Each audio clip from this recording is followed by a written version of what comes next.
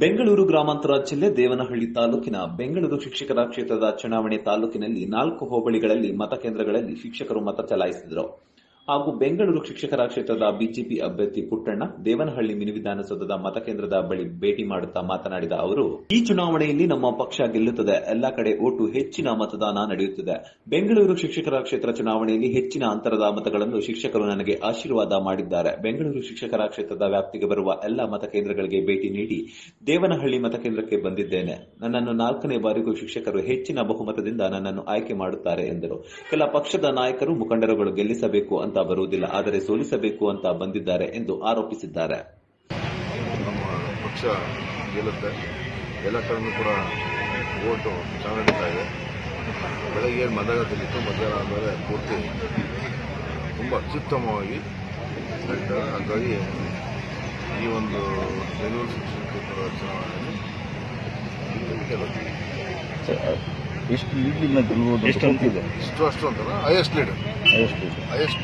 ಎಲ್ಲೆಲ್ಲಿ ಹೋಗ್ಬಿಟ್ಟು ಬಂದಿದ್ದೀರಿ ಸರ್? ಈಗ ಎಲ್ಲೆಲ್ಲಿ ವಿಸಿಟ್? ಸುಮಾರು ಹೋಗಿದೆ ಬೆಂಗಳೂರಲ್ಲಿ, ಫುಲ್ ಹೋಗಿದೆ. ಬಹಳಷ್ಟು ಕಡೆ ಹೋಗಿದ್ದೇನೆ. ಗ್ರಾಮಾಂತರದಲ್ಲಿ ಹೋಗಿದ್ದೀರಾ? ಗ್ರಾಮಾಂತರ Devanahalli. Okay sir, thank you. 4ನೇ ಬಾರಿ ಗೆಲ್ತೀರಾ? ಒಪ್ಪಿದೆ. ಇಲ್ಲಿ ಹೈಯೆಸ್ಟ್ ಮತ ಬಡ್ತಾರೆ ದೇವನಹಳ್ಳಿ. ಬೆಂಗಳೂರು ಶಿಕ್ಷಕರ ಕ್ಷೇತ್ರ ಚುನಾವಣೆಯಲ್ಲಿ ಭಾರತೀಯ ಜನತಾ ಪಕ್ಷದ ಬೆಂಬಲಿತ ಅಭ್ಯರ್ಥಿಯಾಗಿರುವ ಶ್ರೀ ಪುಟ್ಟಣ್ಣ ಅವರಿಗೆ ನಾವೆಲ್ಲ ಸೇರಿ ಒಂದು ಓಟಿನ ಅಪೇಕ್ಷೆಯನ್ನು ಶಿಕ್ಷಕರ ಹತ್ರ ಮಾಡ್ತಾ ಇದ್ದೇವೆ. ಇದರಲ್ಲಿ ಬಹುಶಃ ಎಲ್ಲ ಶಿಕ್ಷಕರ ಒಲವು ಪುಟ್ಟಣ್ಣವರ ಪರವಾಗಿದೆ, ಅಂದರೆ ಭಾರತೀಯ ಜನತಾ ಪಕ್ಷದ ಪರವಾಗಿದೆ ಅಂತ ಹೇಳ್ತಾ ಬಹುಶಃ ಅತಿ ಹೆಚ್ಚಿನ ಮತಗಳಿಂದ ಮೊದಲನೇ ಸುತ್ತಿನಲ್ಲೇ ಪುಟ್ಟಣ್ಣವರು ಜಯಗಳಿಸಬಹುದು ಅಂತ ನಮ್ಮ ಒಂದು ಅಭಿಪ್ರಾಯ. ಅಲ್ಲ, ಈಗಾಗಲೇ ಪಕ್ಷದ ವತಿಯಿಂದ ನಮಗೆ ವೋಟರ್ ಲಿಸ್ಟ್ ಕೊಟ್ಟಿದ್ದಾರೆ, ಪಾಂಪ್ಲೆಟ್ಸು ಅವೆಲ್ಲ ಕೊಟ್ಟಿದ್ದಾರೆ.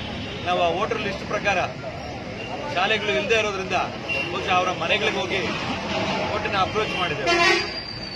ಪಕ್ಷದ ವತಿಯಿಂದ ಎಲ್ಲ ರೀತಿಯ ಮೆಟೀರಿಯಲ್ಸ್ ಅನ್ನ ನಮಗೆ ಕೊಟ್ಟಿದ್ದಾರೆ.